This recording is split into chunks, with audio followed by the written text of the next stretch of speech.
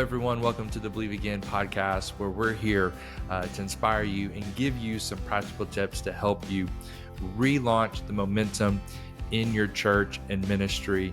We've had a great season so far. We're wrapping up with the last couple episodes, and I'm very happy to share a great episode with you today with Pastor Andrew McLean, ARC church planner, who planted right after I came to ARC, and I've been able to follow his story for the last 10 years. I know you're going to get a lot out of it as he talks about relaunching the vision after experiencing setbacks. Andrew and Shyla McLean serve as the lead pastors of 414 Church, located in Milwaukee, Wisconsin, along with their 3 now adult children. Andrew, you do not look old enough to have 3 adult children. They planted a life-giving church through ARC in September of 2014. That's just 1 month after I came to ARC. And in addition to pastoring, Andrew is called to invest in other pastors who are looking to go into the next level in their ministry through the Next Level Relational Network. Can't wait for him to tell you more about that. And him and his wife Shyla have been married for 28 years. They love going to festivals, attending live theater. Man, you really living a fun life, Andrew. Listening to live music and watching their local sports teams, the Milwaukee Brewers, Green Bay Packers, and Milwaukee Bucks, who are still in the NBA playoffs while my team is not. And he stays active by playing hockey. Come on, I did not know all this about you until I just read that intro. So that's pretty awesome. So tell me a little about hockey. That's kind of interesting. Yeah, I actually started playing when I was about probably 11 or 12 years old, and my parents pastored up in the Upper Peninsula of Michigan, and it snowed 9 or 10 months a year there. So if you were going to do something fun, hockey was the thing to do. So I fell in love with the sport. There was a small school, college there that had a Division I hockey program that won the national championship a couple of years when I was kind of in those early teen years or early high school years. So I fell in love with the sport, and I've continued to play no matter where we've gone. I've found an ice rink to play. So just about every place we've been, I've been able to play. Short of Africa, I did not find an ice rink in Africa. But other than that, pretty much throughout my adult life, I've played hockey. It's a great sport because no matter what kind of day you're having, I don't know if I should admit this, but no matter the kind of day you're having, you can have a nice finesse game, or if you need to take out some aggression, it's perfectly within the rules to do that. So I love it. So one of the few things that I can do, Josh, that will actually allow me to take my mind off the church and pastoring, because it's such a intense game and fast paced. So yeah, I think everybody needs something like that, and I'm glad you have it.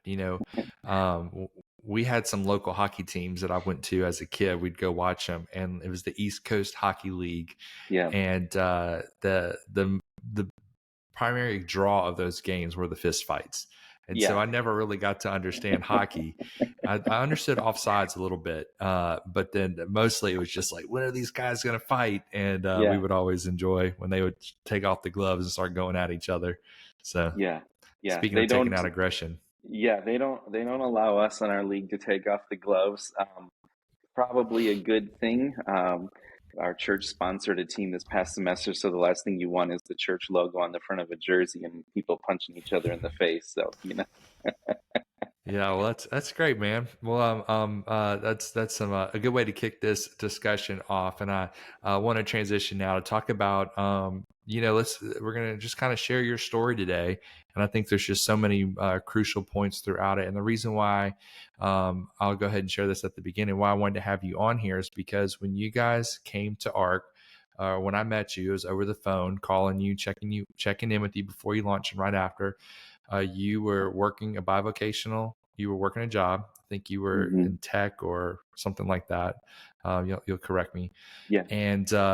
And you had a smaller launch compared to still large launch compared to like church planting in general. But when it came to ARC, you weren't one of the highest numbered attendance launches. Yeah. And you called and you checked in a lot. And I mean, to be honest with you, I was wondering, is this guy gonna make it? Is this guy gonna make it? It's not my job to tell him anything but keep going. But I would wonder, and man, you are doing incredible things. And when I was up there recently for Josh and Emily Koskinen's launch, Story Hill Church in McQuantico, we we connected and you started showing me what God has done all these years. Of course, you had updated me before, but seeing it Yeah. in person just really kind of it was one of the most rewarding experiences that I've had at ARC to see what God's Wow. done. So I'm very excited to share your story. Yeah. Yeah. Absolutely. Absolutely. So where'd you like me to jump in? Just kind of from the Yeah, well, beginning why don't there? you Yeah. start off by so how did you find ARC?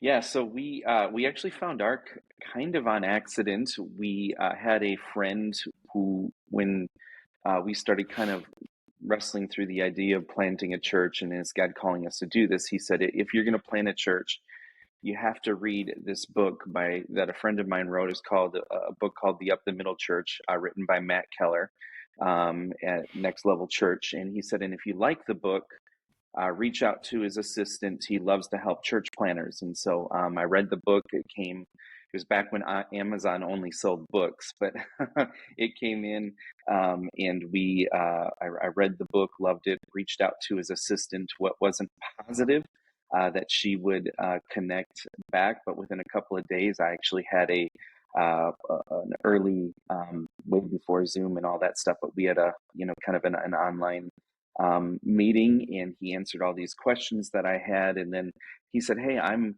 hosting this church planners boot camp at my church. You need to come down for it. So we came down, ended up at this boot camp, never even knew about ARC. It wasn't until we were there that we realized that, at that season, Next Level Church was doing all of the, basic training essentially for ARC planters back in that day. So I think that was back in 2010. And so it was amazing in that.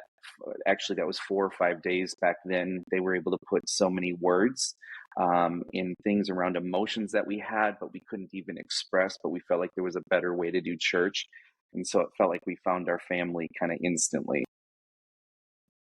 That's amazing. So from there, you guys went through, uh, you know, your experience of recruiting a team and starting a church. So, what were kind of like your hopes and expectations during that time, and how did it actually pan out for you? Yeah, well, we had, the interesting thing about us is we came from a denomination where the church planning method was, kind of, we'll pray for you, go ahead, and give you a little like 9 by 12 sign, put it up in a storefront and struggle for the next 30 years, having 25 or 30 people. So when I heard this idea of launching large, and in fact, I remember the first time I heard about the budget for the mailers, I almost choked. There's no way you could spend that much money on one service. Um, and so we just really kind of dug in and said, well, obviously there's all these people that have done this. It's working. So we dug in, ran the play, as best as we can, or as best as we could, and really just started off slowly, kind of adding members to the team here, a little there, a little in.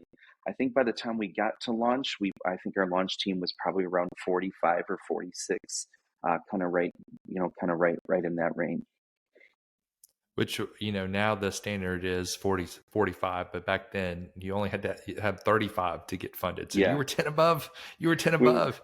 we were 10 above. Now, what I would tell you is that we probably had 12 or 13 join in those last 2 weeks. It was that there was there was a couple of key connections we made that opened the door. So there was a lot that came right at the last moment there before we started. Yeah, and I think, honestly, we're seeing so many more people join the launch team before the church starts now. I mean, it's not uncommon for people to have 75 to 100 people Yeah. before the church even starts on their team committed to help it out.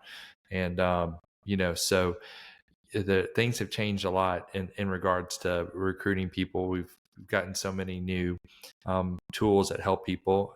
Again, this is a great opportunity for me to plug our sponsor, Visit Planner. Yes. Visitplanner.church is they help us at ARC get new people to come to churches now, and it's just been a crazy increase in the amount of people who've been able to get, and they're sponsoring this season. So go check them Yes. out. Yes. Okay. So, but back to your story, you have, you've got to launch day, and tell us a little bit about that first day and what that experience was. Yeah, well, of course, I think probably every planter would tell you, you do all the work, but that whole week is just a week of, is anyone even going to show up? I think that's probably a very real a real thing that a lot of people face. I mean, obviously we knew the team was going to be there, but who beyond that? And so we ended up launching, I think 160 right on the dot there, and of course, I think probably like most planners, we thought we would be the exception and that more of the 160 would stick around. But true to form, pretty much everything that ARC told us probably, it happened exactly like it said. So within 3 or 4 weeks, we had kind of settled in at that half number, kind of between 80 and 90 is where things ended up. But it was an amazing day. Little discouraged, truthfully, looking back. I thought, man, we should be higher than we were, but obviously, God knows, and there were lots of lessons, obviously, to learn, in that early season. So Yeah, at that time, I remember specifically, like, we really wanted everyone to be at 200. We felt if mhm. we could see people launch at 200, that they had a much better chance of sustainability. And you were a little short of that, so I remember being concerned. And Yeah, then my hope was, oh, okay, so he didn't hit 200, so maybe he'll have a better retention than most people yeah, have, And then you were at 50%, and so. Uh, how long did the church stay at that, place? And yeah, tell us a little bit about what your hope was, yeah. because you were working full time during this time. Yes. Yeah. So I was bivocational. So I was working at a heating and air conditioning contractor. I kind of ran the entire operations there. And my hope so much was that we were going to have the big launch, that there'd be a huge offering, and I could, 2 or 3 weeks in, be able to say I'm resigning my job. I mean, that was that was really what I wanted so desperately. Thank God I didn't quit my job, because it it uh, it was a while before the church could afford to bring me on staff full time. But we really settled into that number. Kind of flirted, mid 90s, upper 90s, through February and March. Of course, we've got, being up here in the north, we get some pretty cold winters, and cold Sunday mornings. And when you're the new church, maybe I'll just stay home, other than trek out in under zero mornings. I vividly remember one setup morning. It was minus 11 without the wind chill, and Shyla and I were the ones, my wife and I were the ones unloading the box truck that morning. Of course, everyone was conveniently late that day, but I thought, Lord, what are we doing here? So, but yeah, we just kind of settled. We kind of settled into that place, and then really there was a turning point for us, and it was a negative turning point. And I'll never forget the day, May 10th, 2015, Mother's Day. The guy that had joined our launch team to lead our worship team, uh, he was pretty mild mannered, not super, super loud, or just kind of a kind of an extrovert in ministry, but introverted just kind of in his personality. And the whole time I was preaching, I realized something's wrong, because his body language was screaming out kind of discontentment. And right after service, I said, man, what's going on? What's happening? And he started getting like loud enough so that people around could hear. And he obviously wasn't happy about a few things. I said, all right, this isn't the place to have this discussion. Let's meet later today. And so then later that day, we met, and he had some issues about some things. He had done some exploration into the movement that I came out of, which we had left, and was attaching a lot of things to us theologically, just because of where we were from. And we had this long conversation. When I realized we weren't going to get anywhere, basically, I said to him, I said, well, truthfully, this isn't an issue for me. Like, this isn't a deal breaker, but if you can't be here, we need to then make a plan, kind of moving forward. And so I asked him the question, and the question I asked him was, well, what about some of the people that you've brought? So I mentioned earlier in the, just a few minutes ago, we added like 10 or 11 people to the team. Many of those came with him. So he actually brought almost our entire worship team, and a handful of other people. And he said, oh, well, I'm gonna let them know I'm their shepherd, is what he actually Mm. told me in that meeting. And so I've heard of church splits before, and it's usually a slow letting. We actually lost half our church in 1 week. So I lost our entire worship team, the people coordinating our youth ministry, and the people coordinating our small groups. We lost all of them in 1 week. Unbeknownst to me, what I found out later was after this meeting, they had called several meetings together and invited everyone in the church that would come to tell them about what they had found out about us. So there was this really it was a pretty brutal week. So we lost 47 people from May 10th to May 17th. Jeez.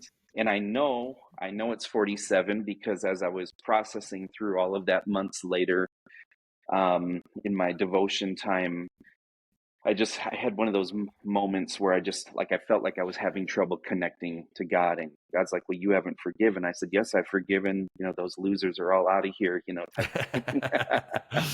I've forgiven. And he said, no, you haven't. He said, I want you to write their names down and I want you to pray for them. And I said, well, I'm not doing that. And so devotion was over that day. It was terrible the next day. It was terrible the day after that. So I finally wrote the names down, and God made me pray over their names, several weeks in a row. So, obviously very traumatic time. Probably like most planters, we had invested everything we had. I mean, we emptied our retirement account. We emptied all the money that we had set aside to purchase a home. And we were all in, there was no plan B. We were all in. And so, obviously that led to a very, very difficult summer. And so, I think by August of 2015, we had a couple of Sundays where our attendance, I think our lowest got to 34 and 32 people, which was way less than even our launch team, which didn't include kids. So that was really what our first year looked like. So I was such an amazing pastor that I took that 160 and let it down to 34. So Yeah, you just went on a diet. You just went on a workout yes, plan and yes, shedded some weight there. yes, yes, That is awful, and my heart goes out to you. It also makes me think about the fact that we preach about forgiveness, we teach about forgiveness so much, but then we forget to apply those same principles yes, in ministry. And like we want justice, we want the truth to win out, we want all these different hmm things. At least that's how I am. I think I yes, miss my calling of being a judge, because I love telling people who's right and who's wrong. yeah, But really, forgiveness is not about setting the record straight. It's about making sure your future path is laid out straight, because if correct. you don't forgive, it doesn't affect them. It's your path that becomes crooked and off target the rest of your life. And so, it's just another good reminder that forgiveness is more about us than it is about them. Yes, yes, absolutely, absolutely. So how did you rebound from that? I mean, that's a tough place to be in. Yeah, it was devastating. And I mean, we were in a high school auditorium that sat 740 people. Nice. So there were Sundays, and of course, Shiloh and I were worship pastors prior, and we weren't a part of the worship team before this had happened. And so, thankfully, at least we could jump in and cover that. Not ideal, but at least we weren't left without music. But there were many Sundays where we would start service and I had my sound tech in the room and the tech running Pro Presenter, and then other than that there'd be like three people in a 700 seat auditorium. It was horrible. But thankfully I did reach out to ARC. I reached out to our overseers. They were amazingly helpful in that. I believe it was Scott Hornsby who I think it was Scott who told me when all of this went down. He said, Andrew, you've got a choice to make. He said, you can spend your time chasing after the people that left, or you can pastor the ones who stayed. And he said, but you're not going to have time to do both. So you're going to have to figure out which is more important. And that was really a very life-changing conversation. Like I had to make the shift. And so we had one of our great overseers, North Rock Church in San Antonio, Texas. He reached out to me. They walked with us. I mean, we were talking to him almost on a daily basis, and they gave us some tools. And ironically, one of the things they suggested we did for the fall was, hey, we're doing this series called At the Movies. It might be a way for you to get some fresh blood into the church. And so really we did At the Movies that September. And then that was when things started to change, and we kind of started growing a little, a little bit there. But I think probably by the end of that year, we were back to where we had been before. Probably November, December, we were back now, pushing up against that 100 number. And At the Movies was a great tool that really helped us. Yeah, I love At the Movies. I know there's a small minority of people out there that think there's something wrong with doing this and Yeah, that yeah, it's not spiritual enough and how dare you. And I'm just like, yeah, man, At the Movies is awesome. I love going to yeah, it. People love going to it. It draws people in. You preach the gospel in it. Jesus told stories. It's modern storytelling. It's awesome. So I'm yeah. glad that worked for you. So at what point did you feel like, oh, this thing might work out? Like when did it stop being like, oh, trying to get back to where we were, or trying to catch our breath, get above water, and now it's like, okay, this thing's working, and I can quit my job and do this full Yeah. time. Yeah. So we started about a year and a half in. I went to 4 days a week at my vocational job. And so the church picked up essentially 20% of, I took a 20% salary cut. So the church picked that up. And then it was a little over 2 years in that I had that then the overseers kind of all talked and met, and our board talked and met and said, all right, this is time for us to kind of make that jump in. I think it's probably about 2.5 years in that we kind of made that shift there. So, and then from there, just looking at the church and the growth and the leadership and the team, like when did you start to have that feeling like, okay, this is what we were hoping this would look like one day? Yeah, I think the first year that I went on staff, we had been putting money aside, and so that's why they could bring me on staff, truthfully.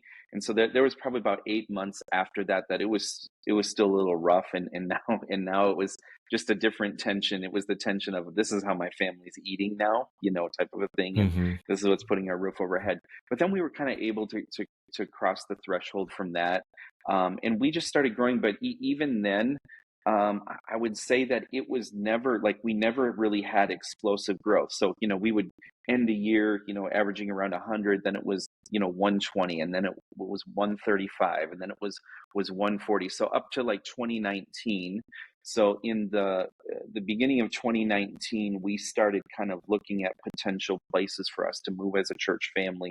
I think in 2019 we were running about 165. So for us, it's it had our story from 2014 to 2019 had just been very slow, very steady, growth. Not we'd never make any highlights in any magazines or anything. It was that, adding 5 to 15 to 20 people maybe a year in average attendance, when the year was all said and done. So truthfully, when did I feel like we were that we like, okay, we're gonna make it?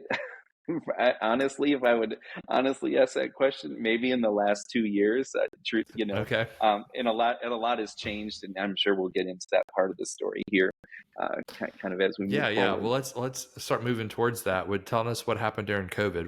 How did that impact you Yeah, guys? yeah. So 2019, we ended up looking at a bunch of buildings. It just was, kind of dead end, dead end, dead end. I remember getting up in front of the church. It was probably June, and saying, "Hey, we've walked through all these buildings. God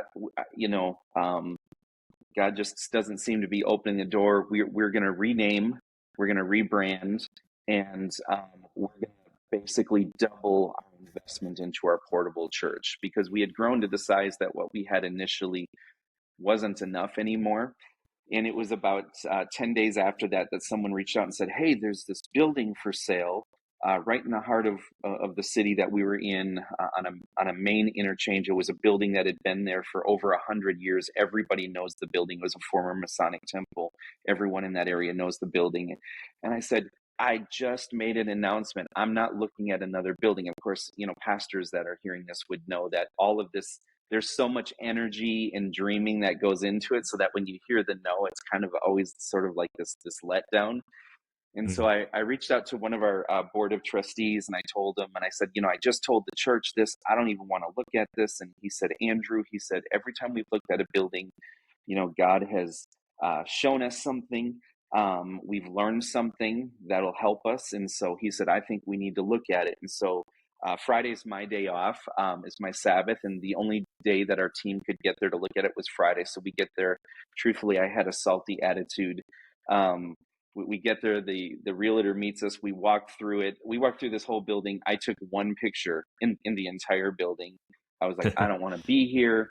I just want to go home. And we meet up after the tour, we meet up in the parking lot. And I said, I did the obligatory, well, what do you guys think? And I was stunned because my wife said, this is the one. And Shyla generally is a very slow adopter. And so it really shocked me. And it turned out that it ended up being the one. So we closed on that building December 23rd of 2019. We were going to do a 2 to 3 month flip. Well, then of course COVID happens. Now I'm horrified because now I've got a mortgage. I don't even know what's going to happen. We were running 160. How long were we not going to be in the building? But we ended up opening.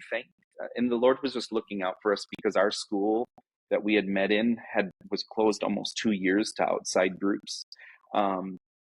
And so we opened, and the other great thing is we're not in the city of Milwaukee itself. We're in a city called West Dallas, and their local government had very light restrictions when it came time to reopen. So we actually reopened, and actually never even really had what we knew to be a last service, portable, because we were just shut down because of COVID. So we reopened in a permanent location on Father's Day of 2020. And really, I think it was God's just his amazing just work, just setting this up for us, because a lot of churches, when they reopened, were half, sometimes even I've heard as low as a third of what they were. Yeah, a lot of people were a third. Yeah, we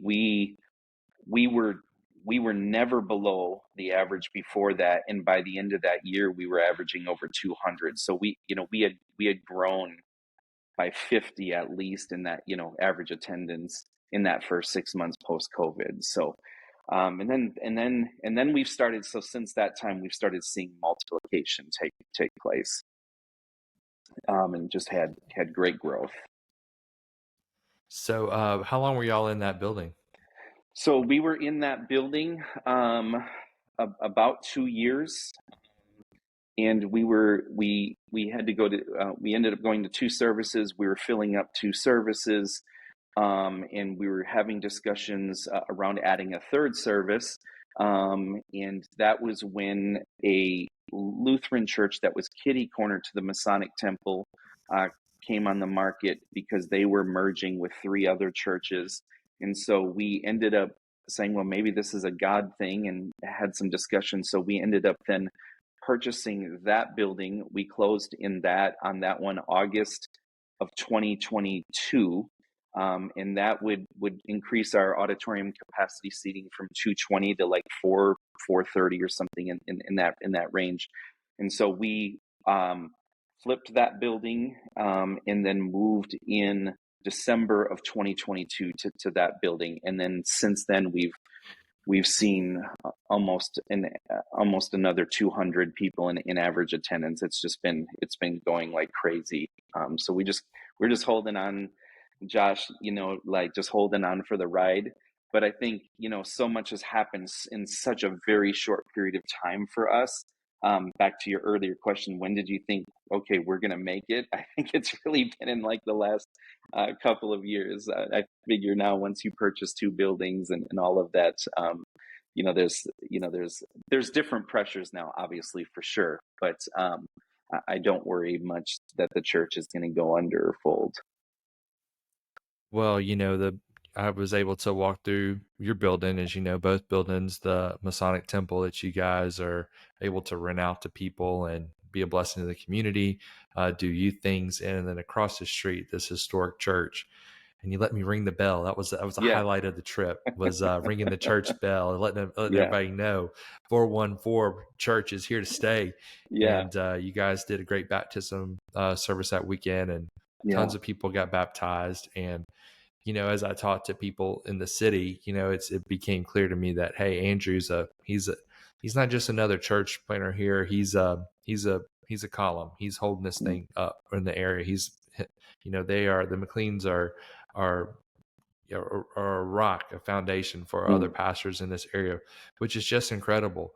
And so, looking back on your story, knowing the struggles that you had, am I going to have to keep working this job? I'm down to Yeah. 30 people. Was this, I don't know if you ever thought this, but, it'd be easy to see, someone assuming that, what was this a mistake to do this? Right. What would you tell someone that was having those same feelings or similar feelings to that, based on your experience and journey? Yeah, I think, that it's really interesting because as you have a chance to reflect, looking back, obviously just God's faithfulness is just so amazing. But I think that really what I would tell anyone that's, going to either A, step into planting, and I know this really isn't a planting episode, but B, someone who's going through the difficult times. That's why the call is so important, that because it's the call of God on our lives that carry us through the difficult times. I mentioned earlier, getting up and leading worship with 4 people in a room that sat 700. I had to make a choice that I was going to lead worship like that room was full, because God deserved my worship, and I was going to preach to that room like that room was full, because that was what God had called me to do, regardless of who came or who didn't come. And I remember having to wrestle through that, because yeah, everybody wants to preach to a full room. No, no one wants to preach to 18 people in a room that seats 700. Most people don't want to preach to 18 people in a room that would seat 50. Truthfully, but I had to wrestle through that, and realize that there were things that God was trying to teach me, things that I needed to learn. Our church planning journey prior, we had a lot of ministry experience. Had led worship at a church of over 1,000. We had a lot of great experience. But one of the things is I had, prior to our first Sunday, I don't think I had communicated a message in church more than 15 times in my entire life. Now, I've always been around. I've been in front of people. I had no problem communicating. In fact, one church, I had a team of over 200 people underneath me. So it wasn't that I wasn't used to being in front, but there was obviously a lot of things that I hadn't developed yet in. And I think God's like, you know what? I'll spare everybody your development time, and just let you preach to 18 that can hang, that can hang with that. So yeah, I think that's some of the things, since we launched, looking back and really going through those difficult things. Another thing, Josh, that I would say is, I know that the ARC model includes overseers, and I've mentioned the overseers, a couple of times. But I just want to encourage even any guys that are, obviously already, well into their journey. Be strategic. They are so important. And I talk to so many planners, and well, yeah, we've got them. They're a name on the paper, but they're nothing more than a name on the paper. Our overseers have saved us financially. They've saved, I mean, just over and over. And so we kind of made a decision early on that we were going to use them as a resource. And if there was something that we could learn from them so that we potentially wouldn't make a mistake that they made, I was all for that. And so, and I think the strategic piece of the overseers is really making sure that they're not, there's nothing wrong with having a pastor of a really large church. The problem with that is, either if they never planted, they don't even know some of what you're walking through. So it's got to be like that sweet spot is what's 2 to 3 times where you're at, because they can still remember, what it was like to go through what you're walking through. And I think that was super important to us. We would not have made it without our oversight team. And to this day, I lean on him heavily. In fact, just this last week, I was in Dallas. We spent a week with our overseers. I think Brian and Crystal Sparks at one church, Yeah, I and saw your yeah, post. I didn't yeah. realize the So connection there before. yeah, so we went Amazing and couple. yeah, They've been extremely generous towards Amy and I, and yes, I don't want to embarrass them, but you know, they barely know us, but they have been so kind to us. So we're very yes, grateful for yeah. them. Yeah, so we went and spent a week with them, and really we just sat in every meeting they did. Why? Because we want to learn. They're about 3 times ahead of where we're at right now, 3 to 4 times ahead of where we're at, and so man, just sitting in there taking that in. So that oversight piece is key, and I think a lot of guys miss out, and make a lot of mistakes they don't have to make, you know.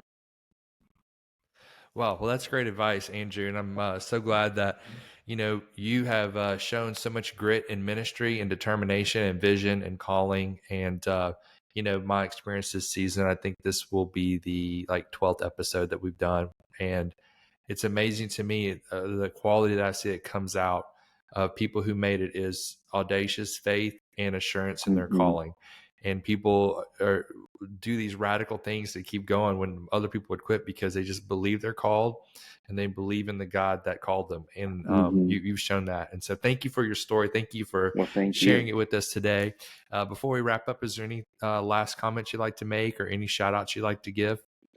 Yeah, I mean, I think just real quickly, we love ARC. Obviously, it's part of our DNA. It's part of our family. I'd say another real important thing is that ARC does such an amazing job getting you kind of off the ground, but it's important that you got friends around you. So, we're heavily involved in the Next Level Relational Network, which is essentially small groups for pastors and pastors' wives, and we get together several times a year. So that's a great thing. I'd encourage any pastors listening to this. You just need that. Don't Ministry is hard enough as it is.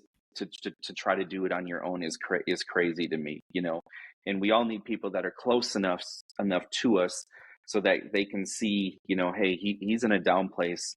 I got to step in and encourage them. But if we don't have anyone in our life, where does that happen? And I think that leads to burnout, people quitting, and all that. And we need pastors to stay in the ministry. So Well, I appreciate you mentioning them. They are amazing, and I've sat in a couple of those cohorts and audited them just so I can learn about what was available to our church planners, and everyone that I know is involved with that or goes to events is like the hugest fan. So yeah, check out Next Level Coaching. Check out 414 Church at 414.church. And so glad to have you, Andrew. Thank you for your story and for your time today. I know it's going to be a great encouragement to so many people.